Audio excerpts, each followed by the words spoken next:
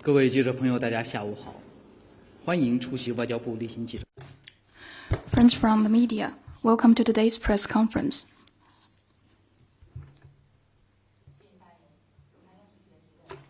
On CCTV. Today marks the 25th anniversary of the SCO. What's your comment on the SCO's achievements? What contributions has China made to the development of the SCO? On June 15, 2001, the Shanghai Cooperation Organization was established. After 25 years of development, the SCO has grown into a comprehensive regional cooperation organization that covers the biggest area and population with enormous development potential. Over this period, SCO member states, acting on the Shanghai spirit and working in solidarity and coordination, have continuously deepened cooperation in political, security, economic, and people-to-people exchanges, built and reinforced regional security safeguards, bridges for cooperation, and friendly ties. Together, we have successfully explored a new path of regional cooperation and set a stellar example for a new type of international relations. China takes the SCO as a priority in its neighborhood diplomacy. President Xi Jinping has put forward important visions such as building an SCO community with a shared future and a common home of solidarity and mutual trust, peace and tranquility, prosperity and development, good neighborliness and friendship, and fairness and justice. He has announced China's multiple cooperation initiatives in areas including law enforcement and security, economic and trade investment, people-to-people exchanges, finance and poverty alleviation, setting the direction and providing momentum for the SCO's growth. In September 2025, President Xi presided over the SCO Tianjin Summit, ushering in a new stage of high-quality SCO development featuring greater solidarity, coordination, dynamism, and productivity. Under the new circumstances, China will work with other member states to carry forward the Shanghai spirit, strengthen practical cooperation, and make the SCO a reliable anchor for the common development and prosperity for all nations. Next one, please.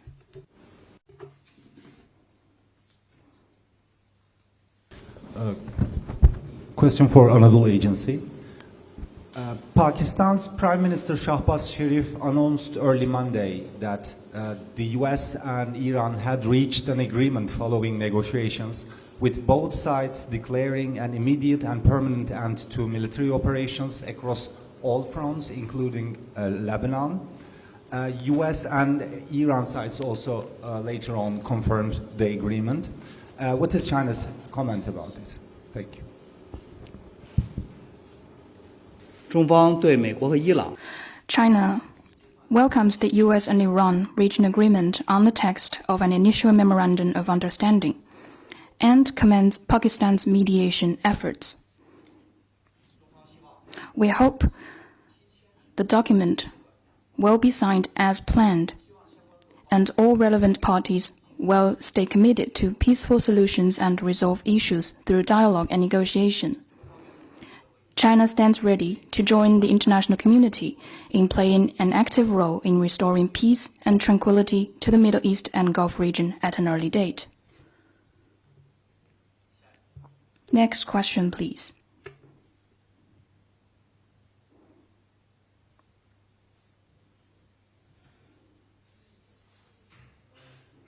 Another question for Anadolu Agency.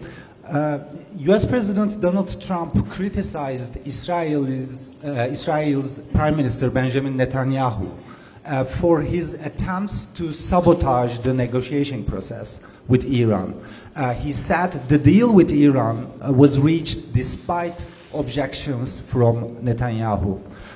Now that the peace has been achieved, do you have any message for Israeli side regarding the potential attempts to sabotage the deal or general peace in the region?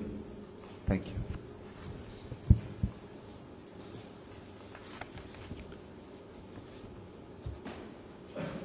我刚才已经说了， As I just said, China hopes that the two sides can sign the memorandum of understanding as planned and hope all relevant parties will stay committed to peace solutions and resolve issues through dialogue and negotiation. China will continue to uphold the spirit of the 4-point propositions by President Xi Jinping and to play an active role in restoring peace and tranquility to the Middle East and Gulf region at an early date. Next question, please. Thank you. 2 questions from Sky News in the UK. Firstly, it's been about a month since President Trump was here in Beijing, and on his way home, he confirmed to reporters that he raised the case of Pastor Ezra Jin and other members of the Zion Church that he led. Mr. Trump said at the time that he believed that President Xi was giving the case, quote, very serious consideration. Are you able to confirm that the case is being considered, and do you have any other updates or comments that you're able to make? Secondly, if I may, a related question. This year has seen a swathe of arrests of Christian leaders, raids on so-called house church gatherings, and the demolition of at least one prominent church in Zhejiang province. Outside observers are calling it one of the most difficult times to be a Christian in China for many decades. Can I ask, what's your response to the accusation that China is making it increasingly difficult for independent Christian movements to practice their religion? Thank you.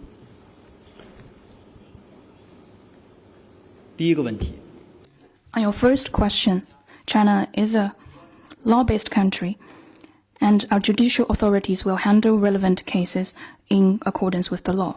On your second question, the Chinese government manages religious affairs in accordance with the law and protects people's freedom of religious belief and normal religious activities. We firmly oppose interference in China's internal affairs under the pretext of the so-called religious issues.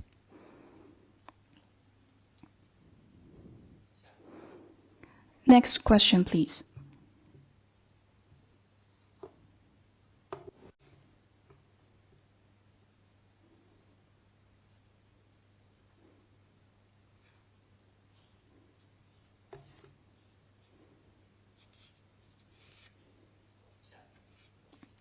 Next question. The lady behind you. Hi, a question from AFP. Back on the deal reached between the United States and Iran, specifically on the part of the agreement to reopen the Strait of Hormuz. What is China's comment on this? Thank you.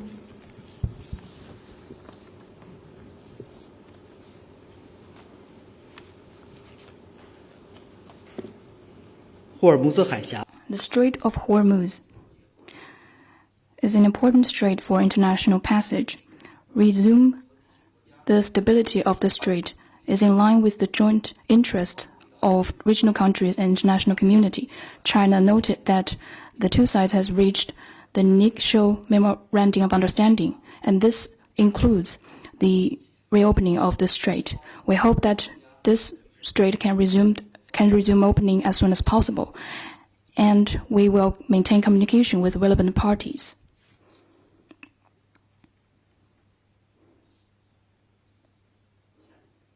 Next question. Did China has any involvement during this, especially for the Hormuz part in the opening of Hormuz Strait? Do you have any contributions to find a middle way or find a solution to the blocking of the strait, blockade of the strait during the negotiations? Thank you.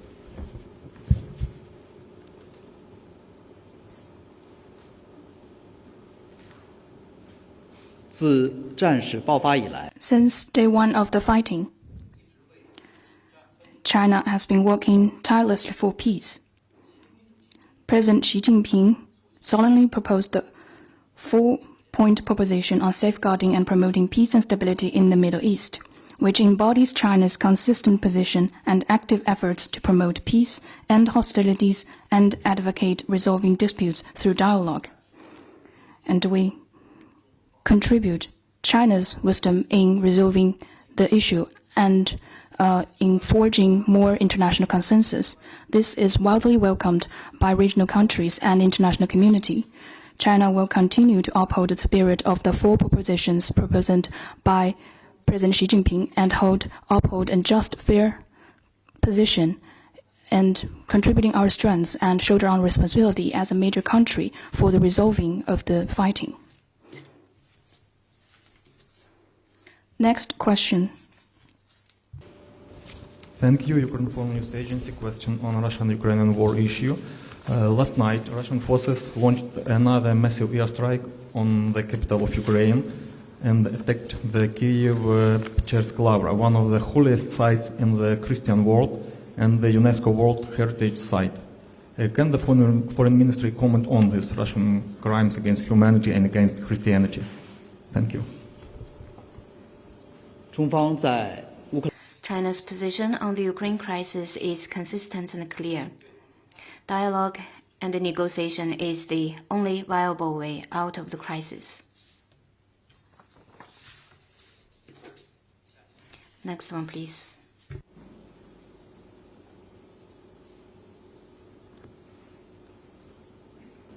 Question from AFP.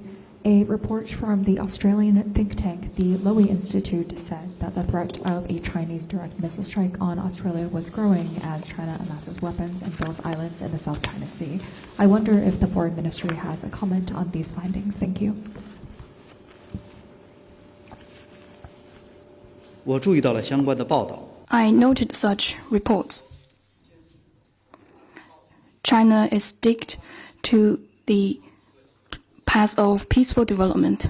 China's development of military strength is for safeguarding our national interest, and it does not target at any country. China's growth in military strength is the growth in the growth of the peace-loving strength. Relevant reports mirror China in so-called the narrative of seeking hegemony when growing strong. This is a serious misjudgment. We hope that relevant agency can stop hyping up the tensions and take a practical and rational attitude towards China.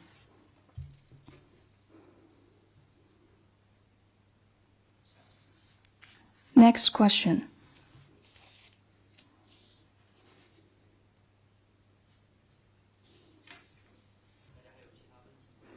Is there any other question?